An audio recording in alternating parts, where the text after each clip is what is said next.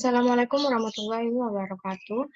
Kembali lagi dengan saya Indah Fira Mutiara Sari dengan NIM 18 19 10 50 10 15 dari Perencanaan Wilayah Kota Universitas Jember. Di sini saya akan menjelaskan tentang cara membuat data analisis yang berada di ArToolbox dengan menggunakan software ArcGIS atau GIS. Dalam topik pembahasan, di sini ada dua topik pembahasan. Yang pertama yaitu tentang ArcGIS sendiri, yaitu saya akan menjelaskan tentang penjelasan ArcGIS, kegunaan, dan kelebihan serta kelemahannya.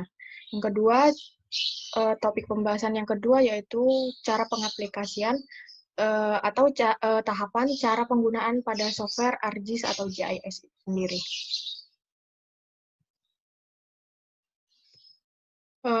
ArcGIS merupakan software berbasis geografis information system atau yang biasa disebut dengan GIS yang dikembangkan oleh Esri Environment Science dan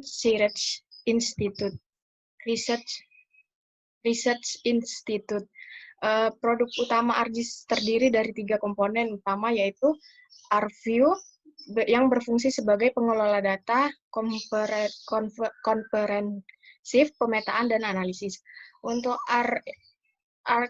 ArcEditor yaitu berfungsi sebagai editor dari data spasial. Dan ArcInfo yaitu merupakan fitur yang menyediakan fungsi-fungsi yang ada di dalam GIS yang meliputi keperluan analisa dari fitur geoprocessing. ArcGIS pertama kali diluncurkan pada publik sebagai software yang komersial pada tahun 1999 dengan versi ArcGIS 8.0. Dengan pengembangan dan tuntutan akan fitur yang dibutuhkan Esri selalu memberikan pembaruan pada ArcGIS.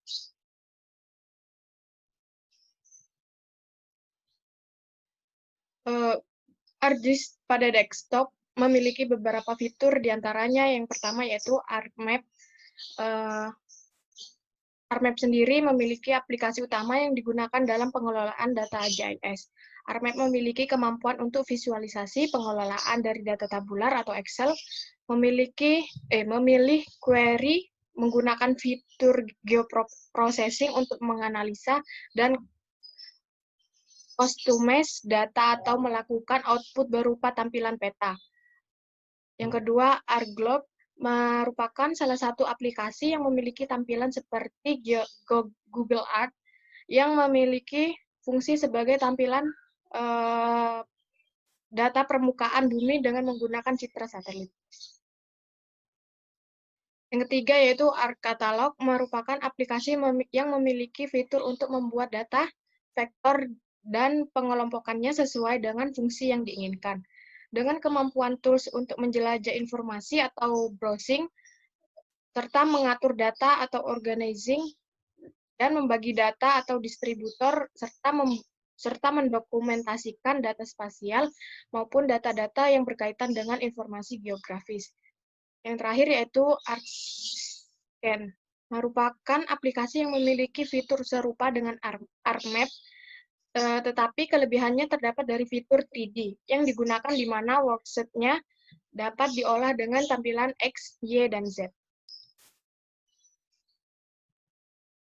Kegunaan ArcGIS sendiri yaitu Esri atau Environmental System Research Institute yang berpusat di Redlands, California adalah salah satu perusahaan yang baik dalam pengembangan perangkat lunak untuk GIS. Memulai debutnya dengan produk ArcInfo 2.0 pada awal 90-an, Esri terus-menerus memperbaiki produk untuk mengakomodasi berbagai kebutuhan dalam pengelolaan sumber daya alam dan lingkungan, dengan bervariasinya kalangan pengguna GIS itu sendiri. ArcGIS yang diproduksi oleh Esri mencakup penggunaan JS pada berbagai skala, meliputi ArcGIS desktop yang ditujukan untuk pengguna GIS profesional perorangan maupun institusi. Yang kedua, ArcObjects dibuat untuk para developer yang selalu ingin membuat inovasi dan pengembangan. Selanjutnya yaitu server GIS dibuat bagi pengguna awam yang mengumpulkan data spasial melalui aplikasi di internet. Yang terakhir yaitu mobile GIS yang diciptakan bagi pengguna GIS yang dinamis. Software ini mengumpulkan data lapangan. Keunggulan ArcGIS sendiri yaitu ada 3. Yang pertama, ArcGIS mampu mengelola database dengan kapasitas yang sangat besar. Yang kedua, ArcGIS memudahkan dalam proses pembuatan peta digital.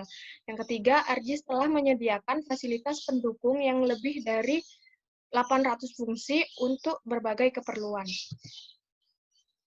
ArcGIS sendiri memiliki kelemahan. Yang pertama yaitu ArcGIS perlu spek hardware yang lebih tinggi. Dalam bahasa yang simpel, ArcGIS lebih berat. Kedua, ArcGIS secara default tidak support multi-view dan multi-layout. Ini sangat menyulitkan pembuatan peta masal seperti peta kegiatan. Yang terakhir, di ArcGIS terdapat Xtool dan ET tetapi berbayar. Topik pembahasan kedua yaitu cara pengaplikasian. Pada tahap pertama, di sini saya akan menjelaskan tentang bagaimana cara menggunakan fitur pengolahan data sekunder pada ArcMap. ArcMap yang digunakan ArcGIS dengan 10.0. Pada tahap pertama, memasukkan data SHP yang diperlukan untuk melakukan pengolahan. Gambarnya seperti pada layar.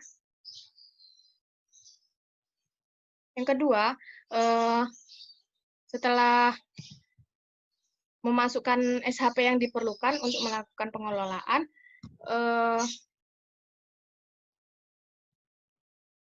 di sini saya akan menjelaskan beberapa tools yang ada di data extract dan overlay. Analisis tools, di sini saya akan menjelaskan analisis tools, extract, dan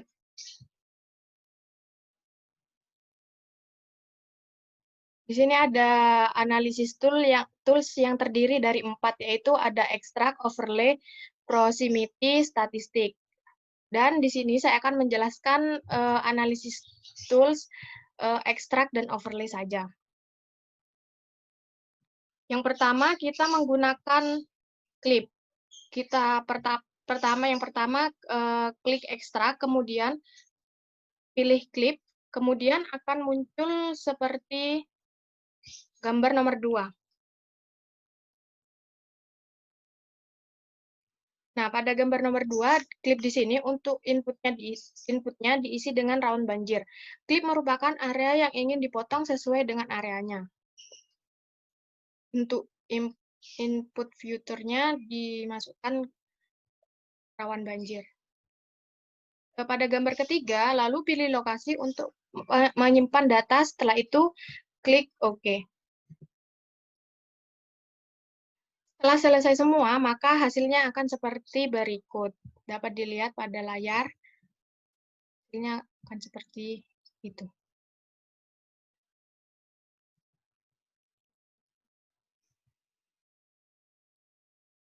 Selanjutnya, menggunakan select,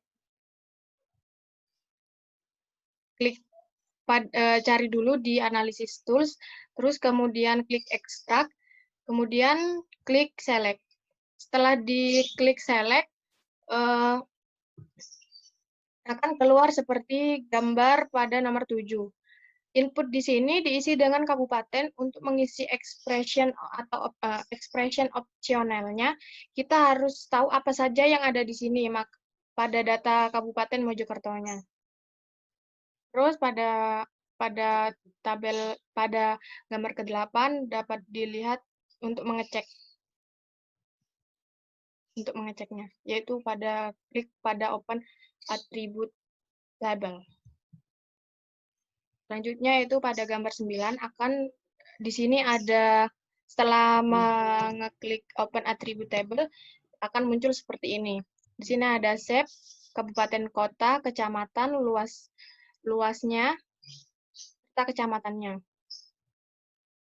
Di sini pada gambar nomor 9 akan menggunakan luasnya saja. Setelah itu, tahapan selanjutnya itu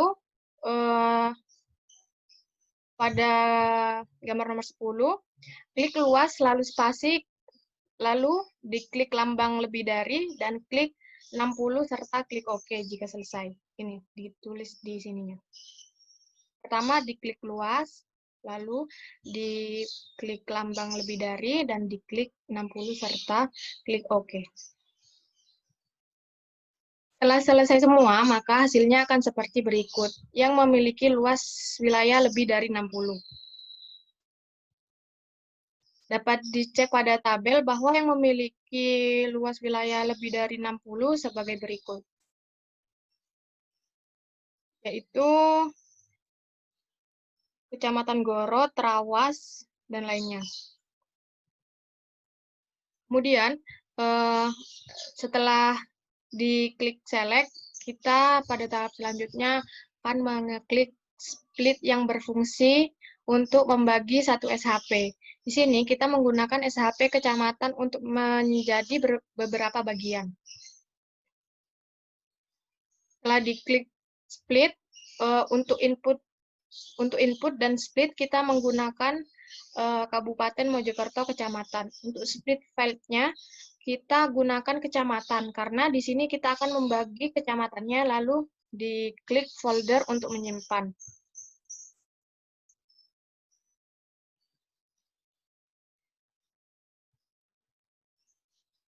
Di sini dapat dilihat bahwa satu SHP Kecamatan Mojokerto telah menjadi beberapa SHP per kecamatan yang ada di Kabupaten Mojokerto.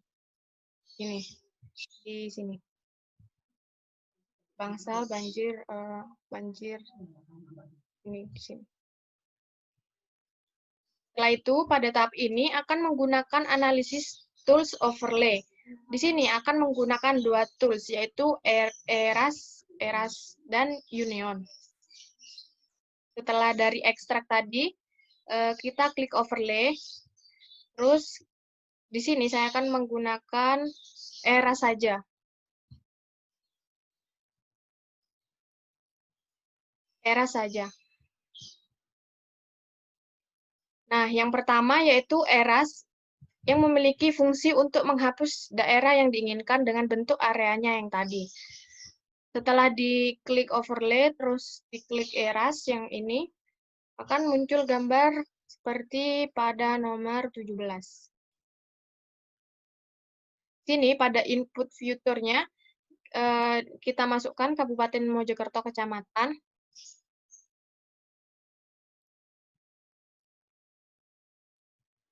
Lalu, setelah itu, untuk tolerance opsionalnya, atau ininya, output future kelasnya diklik, lalu diklik ERAS, akan muncul gambar seperti ini, lalu diklik ERAS, dan klik OK. Atau save. Nanti hasilnya akan seperti pada gambar di bawah ini. Daerah atau wilayah yang terhapus adalah daerah yang terkena area. Ini. Sekian dan terima kasih. Wassalamualaikum warahmatullahi wabarakatuh.